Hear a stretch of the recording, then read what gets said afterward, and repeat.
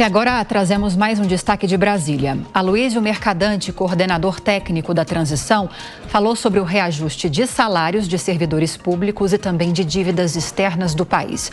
A Paula Lobão tem mais detalhes.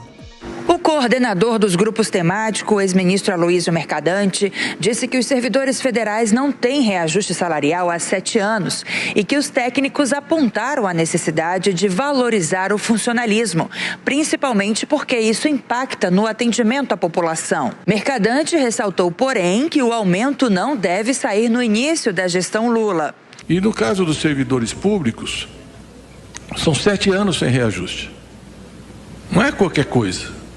Quer dizer, um custo de vida que vai pesando, inclusive para os cargos de confiança, para você trazer profissionais qualificados para funções relevantes, está muito difícil vir morar em Brasília com as condições que o setor público está oferecendo, porque são 7 anos sem reajuste. Outra sugestão para o presidente eleito é o governo apresentar do zero uma proposta de reforma administrativa. Segundo o Mercadante, a que está hoje no Congresso Nacional não abarca mais os interesses das categorias. O país precisa de uma reforma administrativa e nós temos que entrar nesse debate e apresentar uma visão em relação a esse processo. Agora, essa PEC, ela não andou, ela tem grandes resistências e ao mesmo tempo, ela está numa situação que você não pode retirar e nem consegue avançar. Nós temos que nos debruçar, encontrar alternativas, dialogar com os servidores e construir um Estado mais eficiente, transparente, e que promova a carreira dos servidores, mas tudo isso é muito difícil numa situação como essa.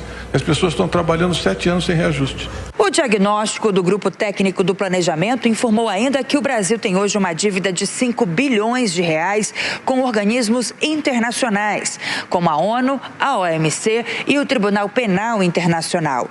Isso impacta de forma negativa a imagem do país. E o que a equipe de transição vai sugerir a Lula é resgatar a participação do Brasil nesse contexto internacional. A política externa do governo transformou o Brasil num pária. Mas não é só um pária, é um pária que deve 5 bilhões para os organismos multilaterais. Isso significa que o Brasil será excluído desses fóruns. Não tem direito a voto, não tem direito à participação, não tem direito ao concerto das nações. E é uma dívida pesada que também não tem previsão orçamentária para o ano que vem. Mercadante ressaltou que a falta de dinheiro deve atingir também a manutenção de serviços, como o governo digital, que precisa de mais de 60 milhões de reais, e o EGOV, voltado para as pequenas empresas, que corre o risco de parar de funcionar por falta de recursos. Vamos então a mais um giro de opinião aqui no Jornal da Manhã. Deputado Coronel Tadeu, desde o início dessas análises das equipes que estão formando esses núcleos do governo de transição, a reclamação tem sido que faltam recursos para fechar o orçamento, para estabelecer um orçamento para o ano que vem também em áreas essenciais. Isso é um discurso de todo o governo quando há essa transição ou realmente de 2022 para 2023, essa mudança de governo, a situação está mais crítica mesmo? Lívia, essa é uma crítica do PT. Veja só o Tarcísio assumindo o governo do estado de São Paulo. Ele fez alguma reclamação de dinheiro? Nenhuma. Do jeito que está, ele vai pegar e vai tentar fazer o melhor possível para o estado de São Paulo. Bolsonaro fez alguma reclamação em 2018, na época da transição? Também não. Eu não sei se o Aloysio Mercadante conhece uma lei chamada Lei de Responsabilidade Fiscal, que limita os gastos com funcionários, com a folha de pessoal, em 51%. Existe um limite prudencial, mas vamos falar em 50%. Será que o Aloysio Mercadante sabe exatamente como é que o Brasil ficou depois da saída do PT do governo? Será que ele tem noção do rombo financeiro que foi deixado para o Michel Temer e depois para o Bolsonaro? Será que ele sabe que nós passamos por uma pandemia que, nas minhas contas aqui, custou quase 400 bilhões de reais e nós tivemos que pegar todos os lucros que passaram a dar às empresas estatais, porque na época do PT só dava prejuízo, nós tivemos que pegar todo esse dinheiro, juntar num cofre e poder socorrer a população brasileira, estados e municípios. Eu acredito que num linguajar um pouco mais chulo, ele viaja. E viaja longe mesmo, porque ele não tem a menor noção do prejuízo, do caos que o PT causou no país. o endividamento da máquina pública é muito alto. Nós tivemos que fazer um enxugamento da máquina pública e eles pensam exatamente o contrário. Eles pensam que nós temos que inchar ainda mais o Estado, cada vez mais, para que isso fique mais custoso, fique mais dificultoso. O que a gente tentou fazer nesses 4 anos foi dar um pouquinho de responsabilidade. Claro que não conseguimos dar aumento para os funcionários públicos, mas não foi por má vontade, não. Foi falta de dinheiro mesmo. Até ensaiamos 1 bilhão e 700 milhões no orçamento do ano passado para tentar recompor um pouco o salário dos policiais federais e dos policiais rodoviários federais. Mas mesmo assim não conseguimos sucesso, porque faltou dinheiro e esse dinheiro acabou tendo que ser alocado para outras áreas que precisavam mais. Esse é o PT e é isso que está por vir novamente. Mais gastança junto com irresponsabilidade. É a receita perfeita para a gente perder o Brasil novamente. Amanda, qual o desafio do novo governo com o funcionalismo e essas defasagens salariais?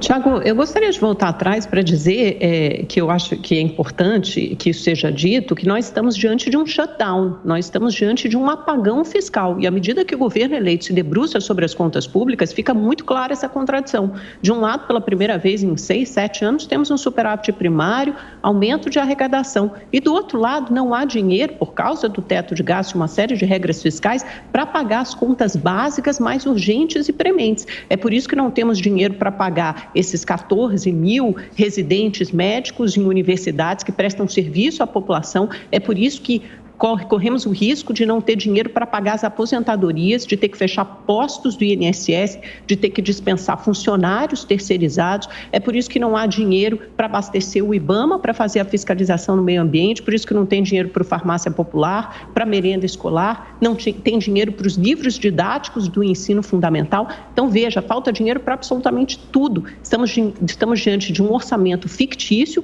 estamos diante também de um governo que não acendeu a luz de alerta, a luz amarela, e só um novo governo que está vendo isso, que não tem dinheiro para pagar as contas, as despesas básicas. Tanto é que essa PEC da transição, ela traz uma cláusula que permite que haja um aumento de recursos para desbloquear despesas que precisam ser pagas ainda neste ano de 2022, não somente do orçamento secreto, mas essas despesas que eu relatei aqui. Senão você não vai ter dinheiro para pagar o bolsista do CAPES. Como é que essas pessoas pagam as suas despesas, pagam as suas contas? É por isso que estamos diante de um apagão fiscal, de um shutdown.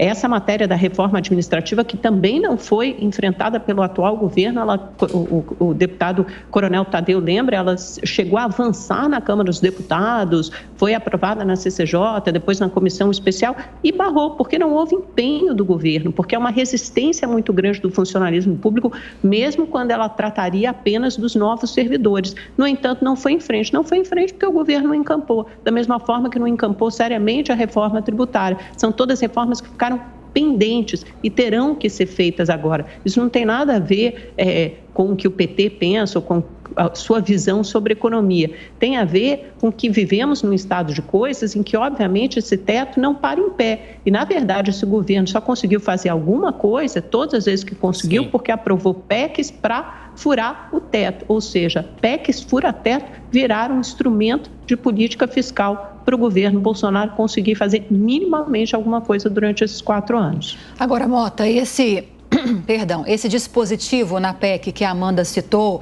que pode autorizar esse crédito extraordinário de quase 23 bilhões de reais já para fechar as contas neste ano, isso pode ajudar com que essa PEC avance com mais facilidade, tanto no plenário do Senado como na Câmara também, uma vez que os apoiadores do atual governo podem assinar essa PEC favoravelmente, podem aprovar também? A questão é um pouco mais complicada, Lívia. Eu acho que o deputado resumiu perfeitamente. Essa posição que nós escutamos agora nessa matéria é uma mistura de analfabetismo econômico com populismo descarado. No governo do PT, nos 16 anos, as despesas do governo federal subiam em média 3% ao ano. No governo Bolsonaro, essas despesas caíram em média 4% ao ano. Menos dinheiro no cofre do governo significa mais dinheiro no bolso do cidadão. É muito fácil de entender isso. O que essa turma da equipe de transição não sabe é que a categoria maior e mais importante do Brasil é a categoria do cidadão comum, do trabalhador que tem conta para pagar e que não tem ninguém defendendo ele. E é muito engraçado esse discurso, porque é o próprio PT que fica o tempo inteiro falando sobre pobreza.